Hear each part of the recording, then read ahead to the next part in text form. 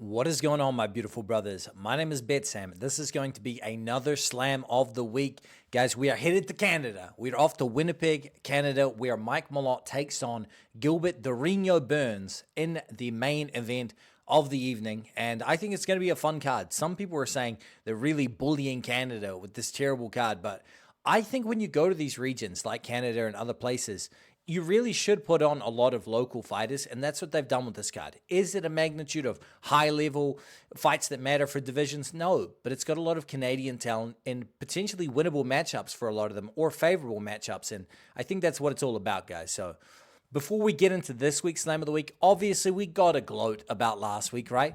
Slam of the Week, UFC 327, give it up. Mateusz Gamrot went out there, Slamrot, went out there and absolutely just made a mess of Esteban Ribovic. Not only did he shut down him in the striking, right, he shut him down in the grappling, and then he finished him with a submission. So Mateusz Gamrot was never a doubt in my mind, but there was a lot of public backlash when I chose him for the Slam of the Week. And I know that, you can be honest with me. There are a lot of you guys that picked Esteban Ribovic as an underdog, right?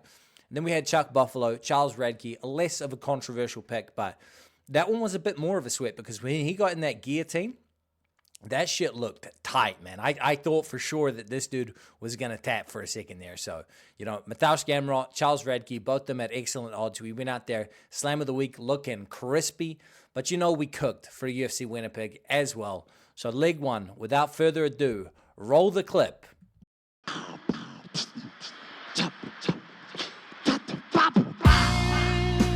Yeah, don't lose the beat, motherfucker. Take that garbage out. I can up the flows, up the God level, nigga, what? Yeah.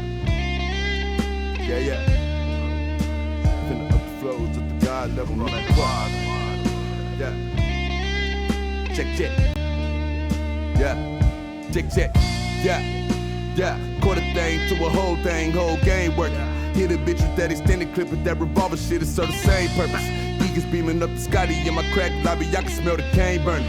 Michael Jordan, 1985, bitch, I travel with a cocaine circus. Put them FNHs on your clown ass, catch a nigga up and leave him down bad. I go get a pack and take a nigga town and fuck his bitches with my out-of-town ass. Bomb on niggas like Nagasaki, rocket next to my pocket, I like a body. Drop the check on the bit, many niggas be looking like baby mamas in these Maseratis. Bitch, I fuck up your face with a razor, I make sure your motherfucking family can't do your body. Nigga thuggin' this shit, put my blood in this shit, prick my finger, Alfredo Illuminati. We got Charles Jourdain, ladies and gentlemen. It was always going to be my boy, Charles Jourdain. And ever since he went out there and absolutely dusted Davey Grant, which at the time was a controversial pick from me for Slam of the Week. And, ever since he went out there and did that, I have been high as hell on the Charles Jourdain train. And especially down here at bantamweight, man, the dude is looking like a wrecking ball. He's in absolute tremendous shape. He seems to be feeling himself, diet locked in. He keeps pretty lean, so the weight cut isn't going to be too big of an issue here.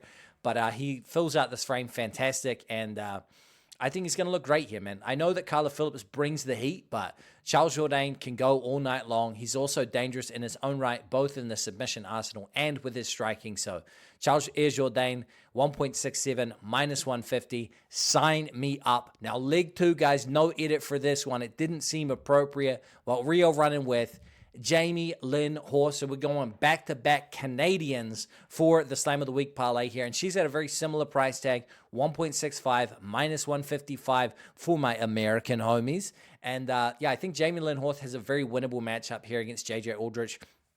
I like that she's going to feel at home, not only because she's in Canada, but she's fighting alongside fighters like Mike Malott. She's fighting alongside fighters like Melissa Croden. These are people that she's been around, she's been with. Jasmine Jasdavicius. They're all on the card, and she can feed off the energy of these people throughout fight week, get excited, know that she's putting on for her country, men and women. So give me Jamie Lynn Horth as leg two, and you might be wondering, well, BetSam, what's the price for this parlay? I got you covered. The Slam for Winnipeg is plus 176, 2.76. Guys, these are better odds than I got this at. I locked this in a few days ago. The odds have climbed a bit here, so you can pick up the Slam at almost 3 times your money. And guys, if you're tailing, let me know in the comments. And if you want access to the rest of my bets, my props, the parlays, and all that We Want Picks has to offer, there is a link in the description of this video. You can sign up. It is only $10 a month. Use code BetSam. You get 10% off. You can sign up for the year. That 10% applies as well. Without further ado, though, we are going to add a bonus leg because I know the people wanted to see that bonus leg action, and it's going to be the bonus pick, Mike Malott, guys. Mike Malott at 1.3 against Gilbert Burns. The price seems appropriate here. Now that he's above that, minus 400 range, I feel pretty confident saying that the value is on him here at minus 330. Gilbert Burns, all due respect to him, but the momentum is just not there. So give me Mike Malott here at 1.30 to add on to the Slam of the Week if you're looking for that bonus action. Thank you all for watching, guys, and I will see you in the next one.